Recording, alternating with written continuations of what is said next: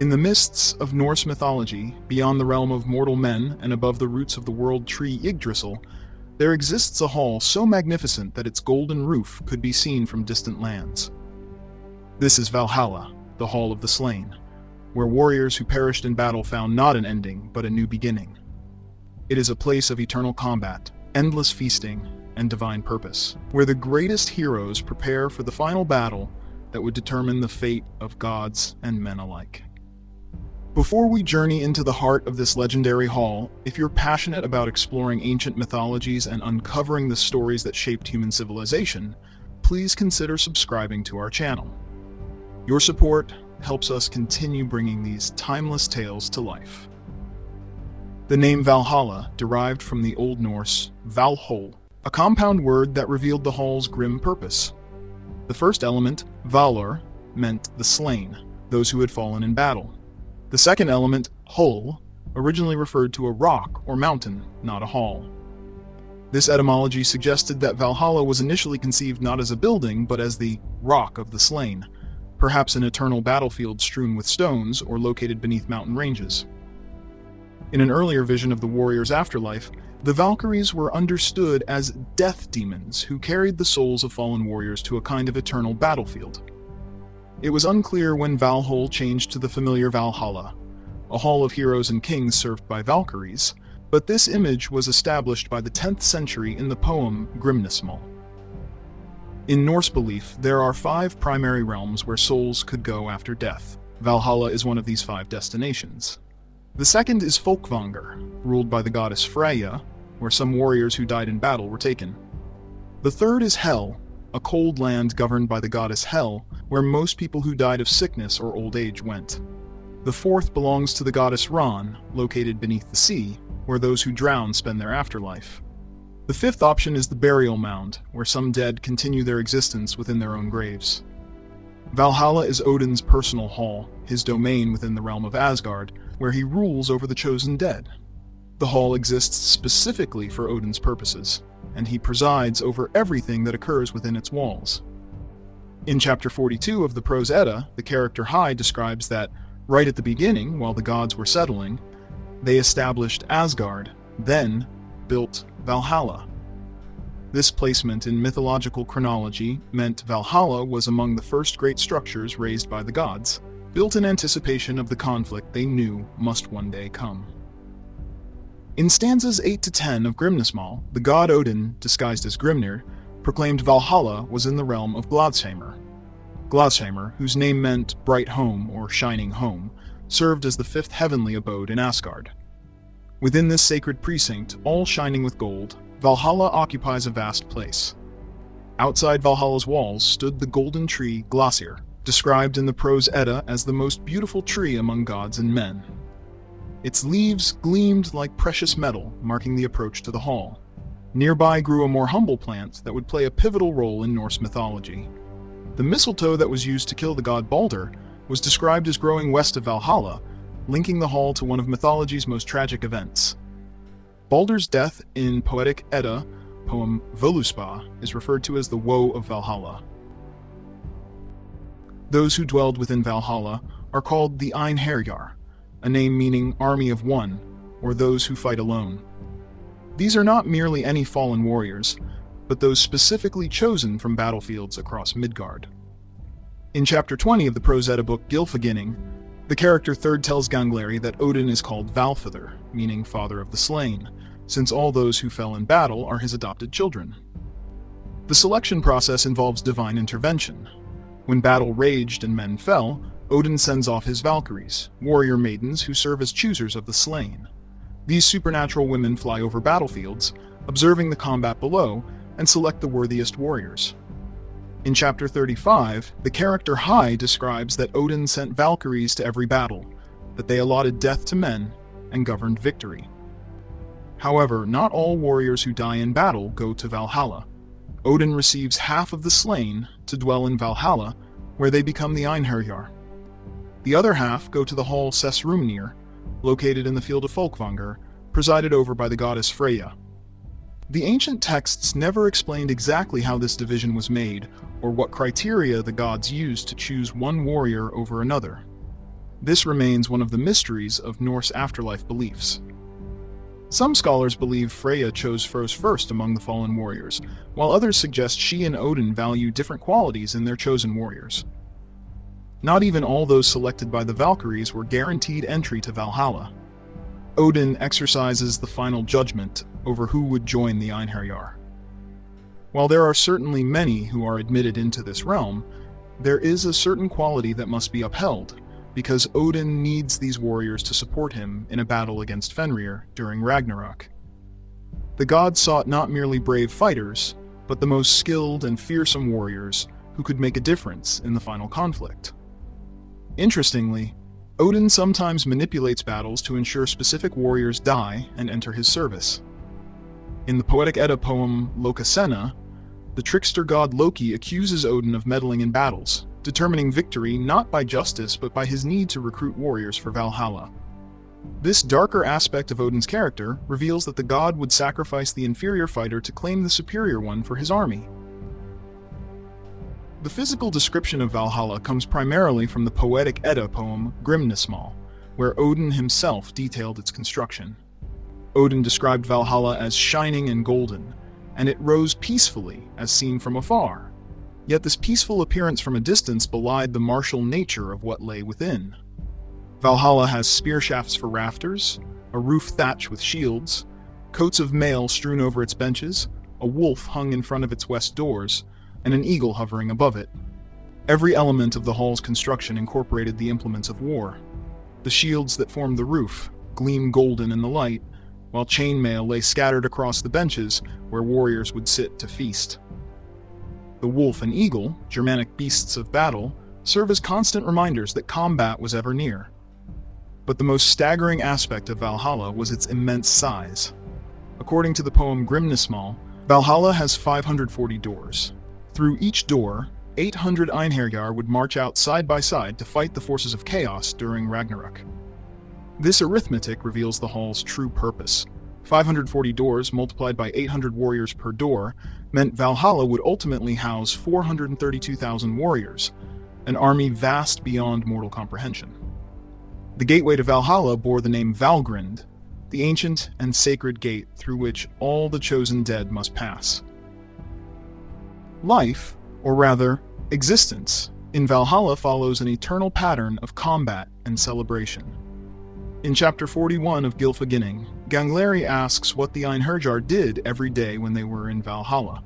The answer revealed a cycle as relentless as it was purposeful. Each morning, the Einherjar don their battle dress and armor and pour forth from Valhalla's many doors into the vast courtyards of Asgard. There they engage in spectacular battles, practicing every conceivable strategy and form of combat. They fight one another with absolute commitment, hacking and slashing until many lie dead or gravely wounded upon the field. This was no mere sparring. The warriors fought with the same intensity as if their lives depended upon it. But when evening approaches, a miracle occurs. All wounds healed, the dead rose whole once more, and the Einherjar rode back to Valhalla's halls to drink and feast together. This perpetual cycle of death and resurrection serves a crucial purpose, ensuring Odin's army remains eternally honed, forever ready for the intensity of the final confrontation at Ragnarök. The feast itself is sustained by supernatural abundance. Hai describes that Saerimnir, which he called a boar, was cooked every day by the cook Andrimnir in the pot Eldrimnir, and was again whole every night. No matter how many warriors feast, there is always enough meat for all. For drink, they enjoy the finest mead imaginable. The goat Heidrun stood on Valhalla and fed on the leaves of the tree Laradr, and from her udders flow mead that fills a cauldron, and that drink would never be exhausted. The stag Eikthirnir also stood on Valhalla and chewed on the branches of Laradr, and drops fell from his horns into the well Vergelmir, from which all waters flow. Gangleri asks if Odin consumes the same meals as the Einherjar, and Hai responded that Odin gave the food on his table to his two wolves Geri and Freki, for Odin himself needed no food. Odin gained sustenance from wine as if it were drink and meat. The Valkyries serve another role in Valhalla beyond their duty as choosers of the slain. Within the hall they wait upon the Einherjar, serving mead and tending to the tables. These divine warrior women, who had flown over battlefields selecting the dead, now ensure the comfort of those they had chosen. Real historical figures were said to have entered Valhalla, their arrivals commemorated in poetry that blended history with mythology. Two poems in particular preserve these accounts: Eriksmal and Hakonarmal. Eriksmal was a skaldic poem composed around 954 at the behest of the Norwegian queen Gunhild in honor of her slain consort Eric Bloodaxe. Eric, who had been king of Northumbria, was betrayed and killed at Stainmore in 954 while fleeing from York. The poem describes his arrival in Valhalla in dramatic terms. The poem began with Odin asking, "What kind of a dream is it in which just before daybreak I thought I cleared Valhalla for coming of slain men? I waked the Einherjar, bade Valkyries rise up, to strew the bench and scour the beakers, wine to carry, as for a king's coming, here to me I expect heroes coming from the world, certain great ones, so glad is my heart." The god Bragi then asked where a thundering sound came from, saying the benches of Valhalla were creaking as if the god Balder had returned. Odin responded that Bragi knew well that the sounds were for Eric Bloodaxe, who would soon arrive in Valhalla, and told the heroes Sigmund and Sinfjotli to rise to greet Eric and invite him into the hall. When asked why Odin expected Eric more than any other king, Odin responded that Eric had reddened his sword with many other lands. Eric arrived with 5 other kings, making 6 in total. Similarly, Hakonarmal, composed by the 10th century skald Ivan Skaldaspillir, described the death and reception of Hakon I of Norway, known as Hakon the Good. Though Hakon was Christian, when he died in battle among heathens, words were spoken over his grave according to the custom of heathen men, and they put him on the way to Valhalla. In the poem, Odin sent forth 2 Valkyries, Gundul and Skogul, to choose Hakon from among the king's kinsmen. When Hakon arrived in Valhalla, he was greeted by the gods Hermodr and Bragi. Hakon expressed concern that he would receive Odin's hate, yet Bragi responded that he was welcome, saying, "All Einherjar shall swear oaths to thee. Share thou the Aesir's ale, thou enemy of earls. Here within hast thou brethren 8. These poems served not merely as memorial verses, but as political statements, elevating the deceased rulers to divine status and legitimizing their reigns by placing them among the gods and heroes of old. Everything in Valhalla, the daily combat, the endless feast, the gathering of warriors across centuries, serves one ultimate purpose: preparation for Ragnarök, the twilight of the gods and the ending of the world. In chapter 38 of Gylfaginning, Gangleri said, "You say all men who have fallen in battle since the beginning of the world are now with Odin in Valhalla. What does he do to feed them? I suppose there is a great multitude here." Hai replied that this was true, that many people dwelled in Valhalla, but that they seemed very few when the wolf comes, referring to the monstrous wolf Fenrir who would devour Odin at Ragnarök. When the signs of Ragnarök appeared, when the sun and moon are devoured, when earthquakes shake even Yggdrasil, when Fenrir broke his chains, the watchman god Heimdall would sound the Gjallarhorn. When that trumpet blast echoed across the 9 worlds, the 540 doors of Valhalla would simultaneously burst open, and the massive army would march out onto the field of Vigridr to fight their final battle. The Einherjar would fight alongside Odin and the other gods against an army of giants, monsters, and the forces of chaos. Odin would be swallowed by Fenrir, despite the efforts of all his warriors. Even with hundreds of thousands of warriors at his side, Odin would be no match for the great wolf. Yet Odin's death would be avenged. Odin's son, Vidar, would pierce Fenrir's heart, using his great strength to tear the wolf apart. Meanwhile, Thor would slay the world serpent Jormungandr, but die from its poison after taking 9 steps. Freyr would fall to the fire giant Surtur's flaming sword. Tyr would face the hellhound Garm, and they would kill each other. Nearly all combatants would perish on the field. Surtur would raise his sword, and the world would burn, save for Yggdrasil. The sun would turn black, the earth would sink into the sea, and the stars would fall from heaven. Yet this was not absolute ending. From the ashes, a new world would emerge, green and fertile, ruled by the surviving gods who would build anew. Understanding Valhalla requires recognizing what it was not. It is not a reward for a virtuous life in any moral sense. The Norse did not conceive of the afterlife as punishment for wickedness or reward for goodness, as later religions would. Valhalla exists for a specific military purpose, to assemble an army for Ragnarök. This meant that the hall functioned less as a paradise and more as an eternal training ground. The Einherjar were not retired warriors enjoying peaceful rest. They were soldiers in active preparation for their final deployment. The daily battles, the continual honing of skills, the maintenance of warrior spirit, all of this served Odin's strategic needs. Valhalla also revealed the Norse understanding of fate. The gods knew Ragnarök was inevitable. Odin, the all-knowing, understood he would die by Fenrir's jaws. The Einherjar trained for a battle they were fated to lose. Yet this knowledge did not lead to despair or inaction. Instead, it produces a fierce determination to fight until the very end, to meet destiny with courage rather than submission. This acceptance of fate, combined with determination to fight regardless of the outcome, profoundly shaped Viking culture. It explained why Vikings fought with such ferocity, why death in battle was considered the highest honor, and why the promise of Valhalla motivated warriors to acts of extraordinary bravery. Victory might be impossible, but glory, achieved through courage in the face of certain doom, was eternal. Entry to Valhalla required specific conditions: death in battle and selection by the Valkyries with Odin's approval. This meant the hall's population, while vast, was constrained by these criteria. Not all brave warriors could enter, only those Odin chose for his purposes. The hall's ultimate limitation was temporal. Valhalla, like all of Asgard, was not eternal. When Ragnarök comes and Surtur's flames consume the world, even this mighty hall would burn.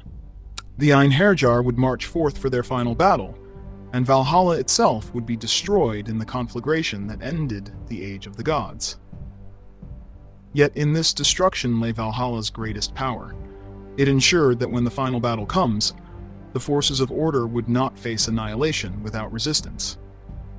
The hall transformed death from an ending into a continuation of service, giving fallen warriors continued purpose and the gods a fighting chance against overwhelming odds. Valhalla endured in human memory, not merely as a mythological location, but as an idea. The notion that death need not be feared if one has lived and died with honor, that courage in the face of certain doom carries its own nobility, and that some battles must be fought even when victory is impossible. The Hall of the Slain stood as a testament to the Norse worldview, where fate was unchangeable, but how one met that fate defined one's worth. The Einherjar, knowing they trained for a battle they could not win, fought on regardless. This was the true gift of Valhalla. Not eternal life, but eternal purpose. Not guaranteed victory, but guaranteed glory. Thank you for joining us on this exploration of Norse mythology. If you found this journey through Valhalla enlightening, please share it with others who appreciate ancient wisdom and the stories that have shaped human culture. We invite you to join us again as we continue uncovering the myths, legends, and sacred tales from civilizations across the world. Until next time, may you face your own battles with the courage of the Einherjar.